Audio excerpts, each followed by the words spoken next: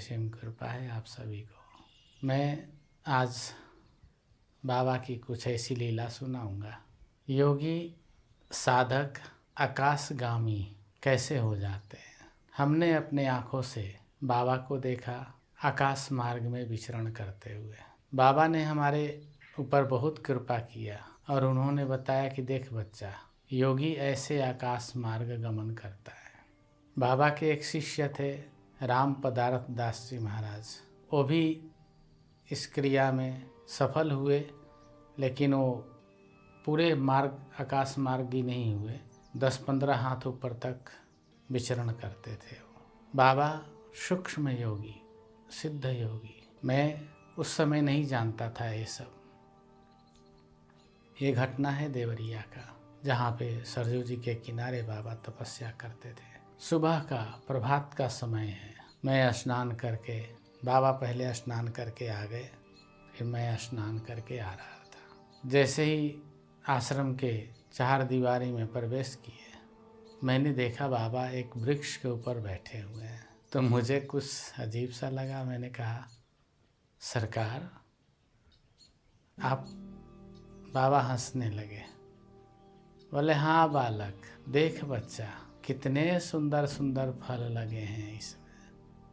पेड़ तो आम का था, साथ में अमरूद का भी वृक्ष था। तो वो इतने एक दूसरे में उलझे हुए थे, वो आम और अमरूद, आंवला बहुत करीब करीब लगे थे, तो एक दूसरे में सब पास करते थे। बाबा जो हैं आम के वृक्ष के ऊपर थे, लेकिन वहाँ अमरूद की काफ़ी, जैसे वहाँ पे हम लोग चढ़ते थे और चढ़ करके उससे अमरूद के भी फल तोड़ लेते थे वहीं से, क्योंकि अमरूद वहाँ से बहुत करीब में था। कुछ आम के नीचे भी आ गया था अमरूद। तो बाबा ने बोला, बच्चा देख कितने सुंदर फल लगे हुए हैं। तो हमने कहा जी सरकार। फिर मैंने बाबा से पूछा, बाबा सरकार आप वहाँ गए कैसे? क्योंकि हम लोग को जाने में कठिन होती थी। तो हम तो चढ़ते थे वहाँ पे, पहले सीढ़ी लगा के एक कुटिया थी, छत थी, उस पे जाते थे, उससे फिर आम के वृक्ष पे, टहनी पे, उससे फिर आगे बढ़ते थे। बाबा हंसने लगे, अरे बच्चा, योगियों की लीला है, मैं कहीं भी जा आ सकता हूँ। जा जा तुम अपना वस्त्र परिवर्तन करके आ जल्दी से। मैं गया, गीला कपड़ा उतारा, डाल दिया, सूखा वस्त्र पहन के आया।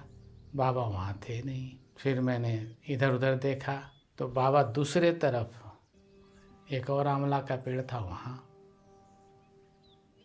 तो मैंने कहा, बाबा वहाँ कैसे चले गए? फिर मैंने गोकुलदास जी महाराज जी से पूछा कि बाबा इधर थे? तो हंसने लगे, बोले हाँ। तो मैं गया, फिर दंडवत किया। तो बाबा ने कहा कि बच्चा, योगी आकाशगामी होता है। योगी की जब इच्छा होती है, वो आकाश मार्ग में प्रवेश कर जाता है। फिर बाबा बोले, अच्छा बच्चा, मैं नीचे आ जाऊं? मैं कहा जी सरकार। और बाबा उस जगह से ऐसे नीचे उतरे जैसे कोई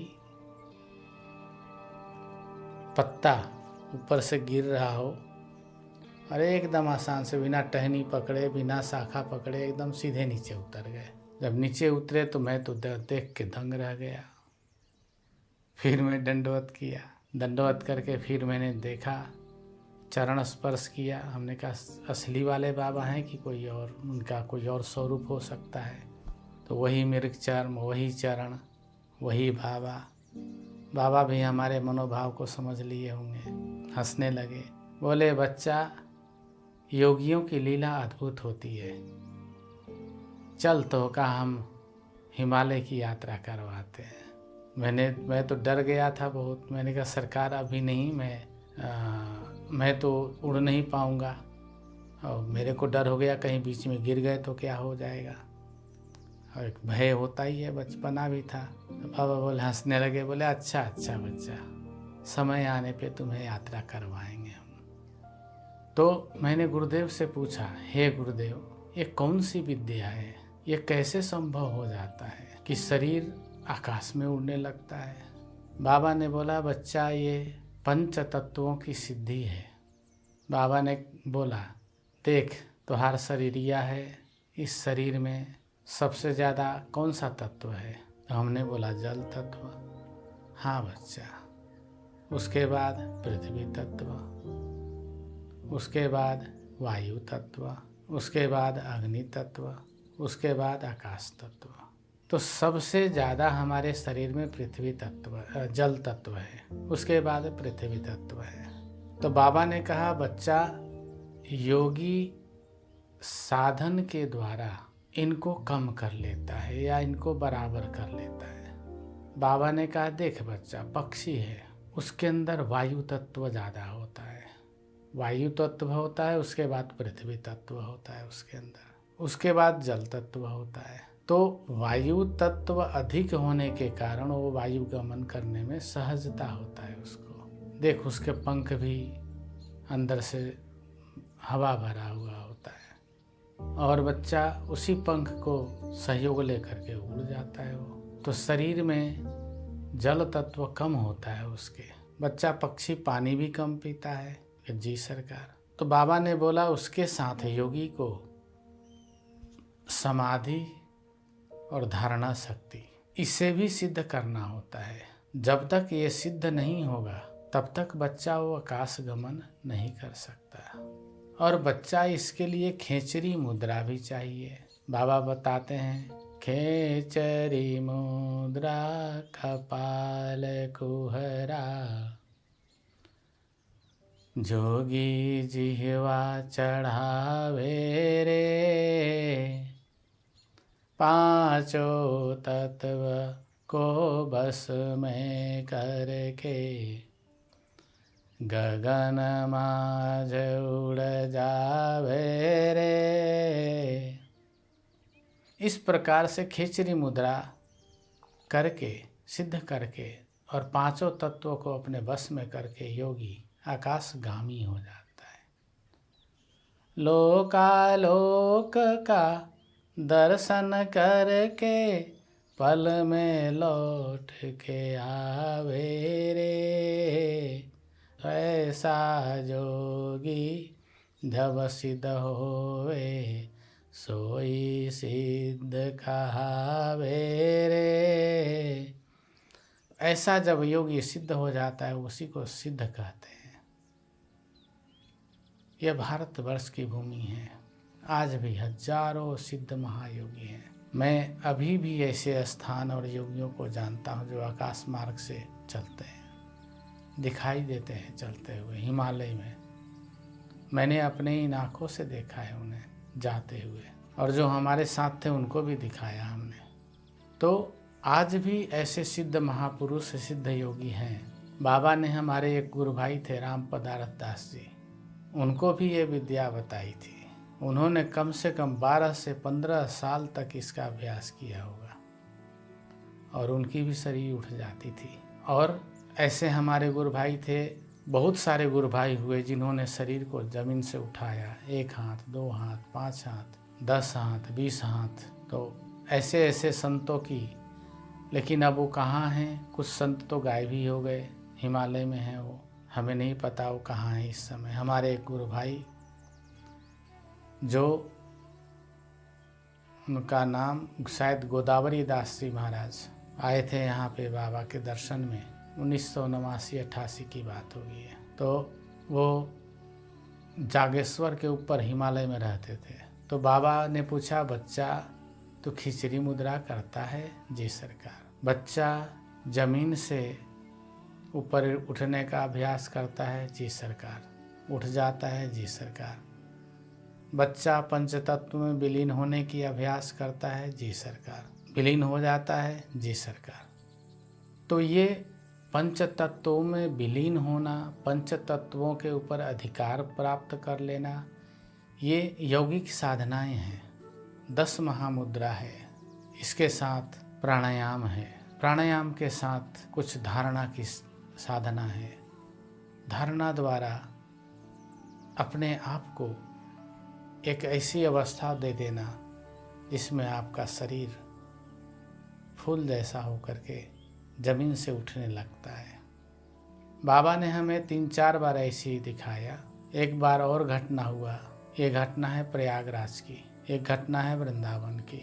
वृंदावन में बाबा जमुना जी स्नान कर रहे थे। उस समय हमारे गुरु भाई छोटे महाराज जी, विशेश्वर दास और अभिराम दास, रामधर दास, ये सभी थे। मैं बाबा को स्नान, संध्या स्नान करने गए बाबा, और मैं भी स्नान करने जमुना जी चला गया। मैं लेट हो गया थोड़ा सा, और बाबा जमुना जी स्नान किए और सीधे जमुना जी से अपने मचान में चले गए। पादुका रखी थी, सब चीज़ रखा हुआ था, सब अपने बैठ करके जय सिया राम नीचे देख के कर रहे हैं। ऊपर ऊपर से आकाश मार्ग से बाबा झोपड़ी में चले गए। मैं आया तो हमने बोला बाबा सरकार अभी है? बोले कि नहीं, अभी तो हम लोग बैठे हुए हैं। मैं देखने के लिए गया, देखा नाव पे बाबा नहीं, जल में भी कोई हलचल नहीं। फिर हमने कहा सरकार तो छोटे महाराज बोले अरे नहीं सरकार तो निकले थे, आवाज़ तो आई थी पानी में से। फिर हमारा तो एकदम होश ही उड़ गया कि गए कहाँ सरकार। फिर मैं भागा नाव पे गया, नाव पे देखा गीला गीला, तो मैं समझ गया कि बाबा जल से निकल के नाव पे आए हैं। फिर मैंने देखा बाबा का जाने का, पानी का नाव तक, फिर उसके ज़मीन पे भी देखा। फिर हमने कहा बाबा गए कहाँ? फिर किनारे भागे इधर। तो मैं आपस में पूछ ही रहा था ज़ोर ज़ोर से कि कहीं दिखे बाबा। तो उतने में बाबा मचान से आवाज़ दिया, अरे बालक बहुरेट कहीं के, मैं यहाँ हूँ। मैं भागा आया, मचान में गया। सरकार, अरे बच्चा तो का हम देखे तो मिले ही ना, हम आ गए इधर। तो हमने कहा सरकार आप आए कैसे? सभी लोग वहाँ बैठे हुए हैं। अरे बच्चा हमारे लिए एक मार्ग थोड़े है बच्चा, जल मार्ग है, थल मार्ग है, आकाश मार्ग है, पाताल मार्ग है। बच्चा हमारे लिए अनेक मार्ग है, मैं किसी भी मार्ग से यात्रा कर सकता हूँ। मैंने दंडवत किया, हमने कहा जय हो गुरुदेव की। ऐसी ही घटना प्रयाग में हुई। प्रयाग में विश्व हिंदू परिषद की सभा थी। बाबा कहीं जाते नहीं थे। परिषद के सभी वरिष्ठ लोगों ने आकर के बाबा से प्रार्थना किया कि बाबा आपको आना है। चारों शंकराचार्य आ रहे हैं और बहुत सारे संत महात्मा आ रहे हैं, नवासी की बात है, आपको आना ही आना है। तो बाबा ने कहा अरे बच्चा हम क्या करेंगे वहाँ आके। फिर हमने भी बाबा को बोला सरकार चला जाए। अच्छा बच्चा देखते हैं, चलते हैं। चंद्र कुमार शर्मा जी, उनका अम्बेसडर कार था। तो हमने कहा आप कार तैयार करके रखिए। समय आ गया, कार तैयार किया उन्होंने। बाबा बोले चल बच्चा। मैं आगे था गाड़ी में, शर्मा जी चला रहे थे, बाबा पीछे बैठे हुए थे। जैसे ही परिषद के पंडाल के पास गाड़ी पहुंचा, पंडाल में इधर की तरफ से एंट्री था, वहाँ गाड़ी थोड़ा गया आगे और बंद हो गया। गाड़ी ही बंद हो गया। कुछ समझ में नहीं आए कैसे वो चालू करे, चालू ही ना हो। अब समझ में ना आए क्या करें। बाबा बोले क्या हुआ बच्चा? हमने बोला सरकार गाड़ी बंद हो गया। और बाहर पब्लिक को पता चल गया देवराहा बाबा हैं गाड़ी में। अब तो पब्लिक गाड़ी के आगे पीछे ऊपर नीचे देवराहा बाबा की जय, देवराहा बाबा की जय। मैं गाड़ी से बाहर निकला, लोगों से जो वहाँ थे उनको मैंने बोला गाड़ी खराब हो गई है। अब उन लोगों को इतनी जोश थी कि पूरी गाड़ी ही अपने हाथ पे उठा लिया लोग। अब थोड़ा ही दूर, करीब कम से कम 50 मीटर की दूरी पे होगा गेट, वहाँ ले जाके रखे। और जैसे ही गाड़ी रखे उतने में बाबा ने बोला बच्चा तू जाके देख ले कहाँ जाना है हमें। हम जाके देख के आए और गाड़ी के पास जैसे ही आए, गाड़ी रखा उन लोगों ने। बाबा ने बोला अच्छा बच्चा तू देख ले।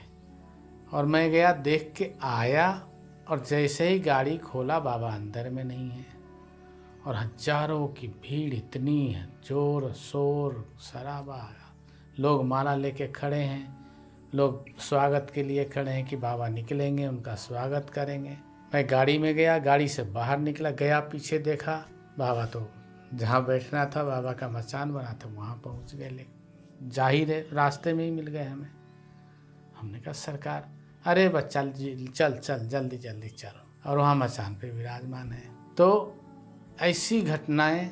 फिर मैंने बाबा से पूछा सरकार, अरे बच्चा हमारे लिए अनेक मार्ग है, क्योंकि इतने भीड़ में निकलना असंभव है।